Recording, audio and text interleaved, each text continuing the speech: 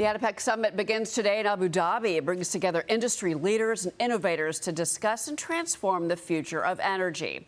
Artificial intelligence will be a major topic of discussion. The International Energy Agency finding around 60% of electricity is used by servers to process and store data. Maria spoke with Chevron CEO Mike Wirth about this while she toured the Permian Basin in Texas 2 weeks ago. Watch. So what's the next growth story behind the U.S. right now?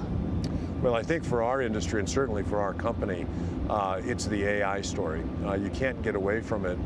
And the limiting factor right now for AI expansion is data centers. And data centers are computer chips or GPUs and electricity. The U.S. has not really seen demand growth for electricity over the last 20 years. AI is driving a very sharp uptick in demand growth. We run nearly 5 gigawatts of electricity every day to support operations in remote locations that don't have access to grid-connected power. We're building the same now for very large technology customers. And for us, we're looking to use natural gas in places like this to support power generation that would be dedicated to new data centers. Joining me live from the ADIPEC summit in Abu Dhabi, Interior Secretary Doug Burgum. Secretary, it's great to have you here from the conference. A lot of news already breaking there, in the wake of OPEC Plus pausing increases, at least for the first quarter.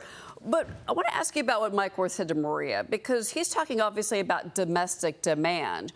Where you are today, it is about global demand. And it's not just AI, but it's also global aviation. Yes, Cheryl, it absolutely, there is a demand surge coming.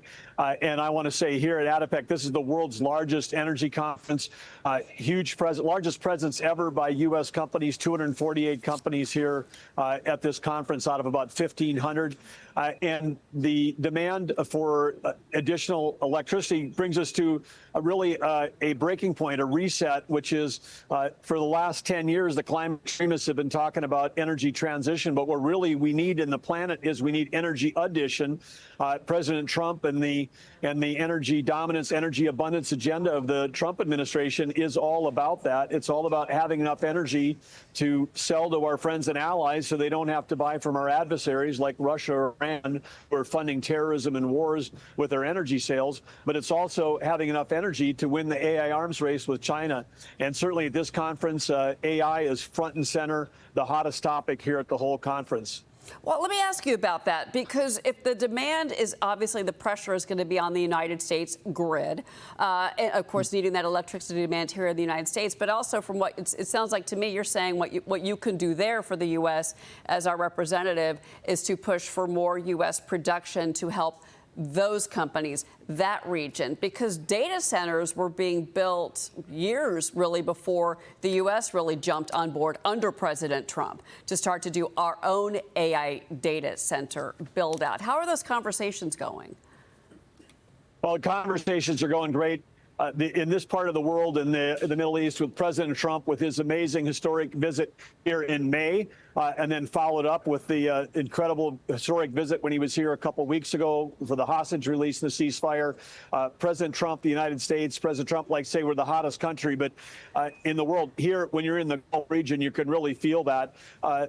These countries here are on the cutting edge. They're so thrilled to have the United States back in the game on a game of energy abundance and energy growth, as opposed to following some European model of trying to shut down all the traditional forms of energy. And under President Trump, he said, drill, baby, drill. In July, the United States set a record on oil production, 13.6 million barrels a day. There'll be new records set going forward.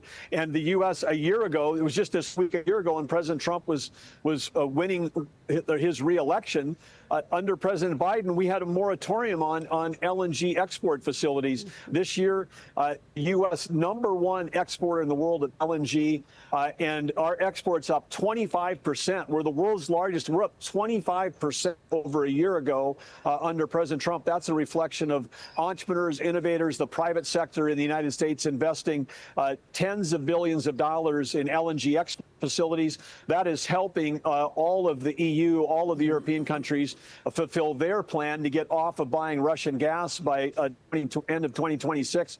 So again, energy diplomacy is working. President Trump knows how to use it to end wars. He knows how to use it to bring prosperity at home as well as peace abroad. Well, let's stay with that story abroad, because the president did secure a pause on China's export controls on the rare earth minerals that we, of course, need so critically in this country. When he met with Xi Jinping last week, Treasury Secretary Bessent gave Maria a breakdown of the deal on this program. Listen to what he told us.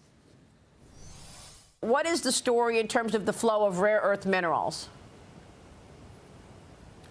Yes, so on October 8th, the Chinese surprised the world and announced that a few weeks, a month out, they were going to put export controls on products with even 0.01% of rare earth minerals produced or manufactured in China. They were going to put export controls on those. It was China versus the world. And we were able to negotiate a one-year pause on that. The Chinese control about 70% of the mining, but more importantly, they control about 90% of the processing and refining. President Trump, this administration, have been working to stand up facilities where we can refine and process rare earths. Your reaction, Secretary?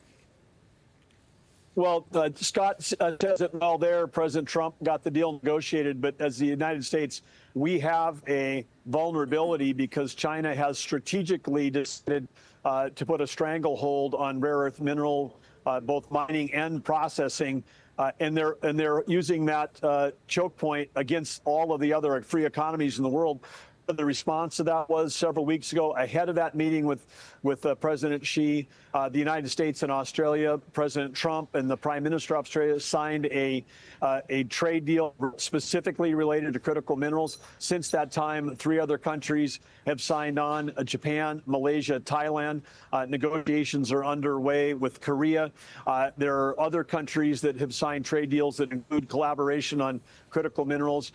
And one of the things we're seeing at the show, every one of the bilateral meetings that we're having today, and we will be, between this conference and ones later this week, we'll be talking to dozens of ministers from the Mideast and Europe.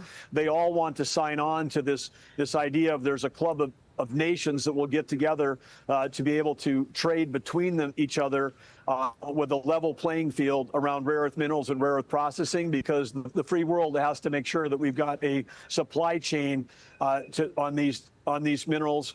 Otherwise, everything is at risk. Defense, automotive, technology. China would have a stranglehold. But you say, why would China do this?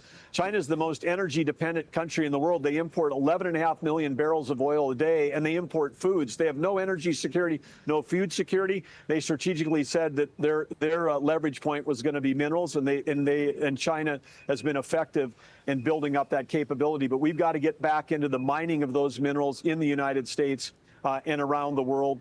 And if we do that, that's going to help balance and again, help bring peace to the world and prosperity at home. I'm glad you brought up that, the idea of the club. I love that. I love that these conversations, what a perfect word for that, coalition, especially in the face of China, who, by the way, only has 36% of the world's reserves of rare earths, but more than 90% of the processing. And that power needs to change, that dynamic. And I'm glad you brought that up, Secretary. It's great to see you, and we're going to be watching everything happening there in Abu Dhabi this week, sir. Thank you so much. Thank you, Cheryl. All right, Secretary Doug Burgum. We'll be right back, everybody.